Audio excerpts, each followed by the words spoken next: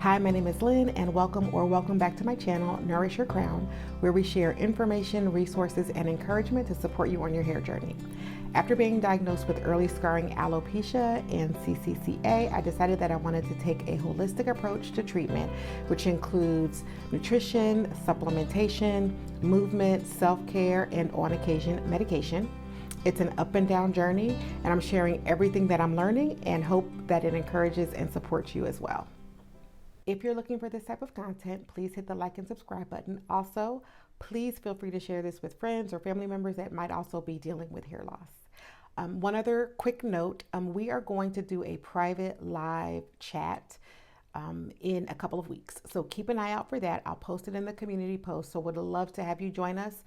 It'll be an open sort of discussion for people to share and talk, and just for our community to get together with like-minded individuals and encourage one another. So keep an eye out for that.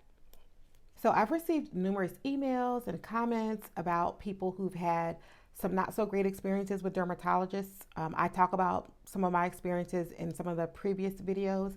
And so I thought it might be helpful to give a couple of tips on things that have helped me as I've tried to figure out how to find a great dermatologist and just navigating through that experience and that process. So today I'm going to share some of the top tips. Some of them are going to be very basic and very obvious and might seem like I already know this, but just work with me because there are some who have not thought even about this process at all. So I want to make sure that I give as much information as possible to be helpful. In some of my previous videos, I talk a little bit about my experience with the dermatologist. I've had two. The first one, it was horrible. It was discouraging. I was distraught.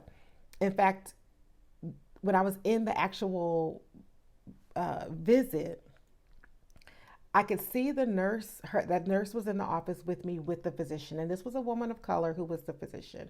The nurse was in the office with me, and the nurse and the doctor.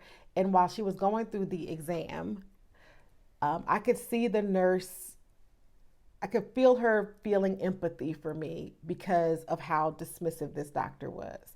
So the doctor looked at my hair for, maybe 10 seconds. Oh yeah, it's CCCA. Scarring alopecia. In fact, and then she goes, but what you really need to be worried about is under here. I promise you, that's almost verbatim of what she said, because I had some scarring and, the hair growth because I had been shaving under there, all that. So she was recommending laser treatment. And I'm like, doctor, I'm going bald. And you're talking about laser treatment? Are you kidding me right now? Anyway.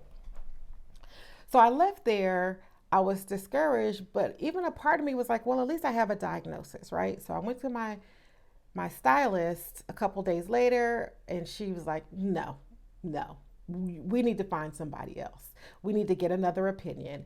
And so I went on the hunt to try to find another dermatologist. I did end up finding a really good dermatologist. So some of these tips are the things that I learned along the way.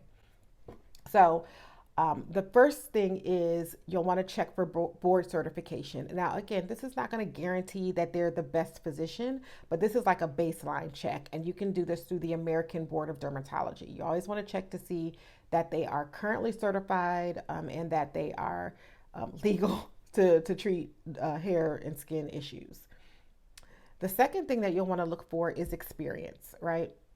I recommend considering a dermatologist who has specific experience working with hair loss, or someone that has a lot of experience treating conditions like yours, right? Third thing, and one of the places you can do that is called ZocDoc. I'll link below, but this was a really good resource for me because you could go in and look at the different types of, it gives a profile for the physicians and the types of things that they use. And this was actually the primary tool that I used to find my current doctor. This is before I had not really paid attention or even knew about the Black Derm directory at that time. So this was a good resource at that time. The third thing is to consider your location. This again is going to be a no-brainer, but think about that because you're going to want to make sure you have a dermatologist that has convenient office locations as well as office hours, right, for availability. The next thing is to check for, you'll want to check for insurance coverage because everybody has most of the insurances have different levels, not levels, but they have different coverages. And I'm speaking specifically about insurance in the United States at this point. So in the U.S. healthcare system, based upon your insurance, you have different types of coverage. And so my insurance, I can see a dermatologist, but I need a referral for my primary care. So I always recommend checking with your insurance first to find out what coverage is available for seeing a dermatologist, and then also, do you need a referral? The other thing to ask for is how many visits does that referral cover? Is it an annual process or is it a certain number of visits? So definitely you want to double check with your insurance about that. The other thing that'll be important is whatever physician that you do choose, you want to make sure that they are ideally in your network, and that will help offset any additional costs or fees because they'll be considered what's in network with your healthcare. Another good tip is to look for recommendations. So you can ask your family, your friends. I'm actually going to ask you all, if you do have a good dermatologist, regardless of where you are, can you drop a comment below, because there might be other people in your area that could benefit from that information. So feel free to leave a comment and put in your favorite dermatologist, and that'll let us, many of us know people who might need it, that they could get access to that information. You can also ask obviously your stylist. She was the person who helped me a little bit. And then also the CCCA Facebook group that I mentioned a few videos back. I'll link that below.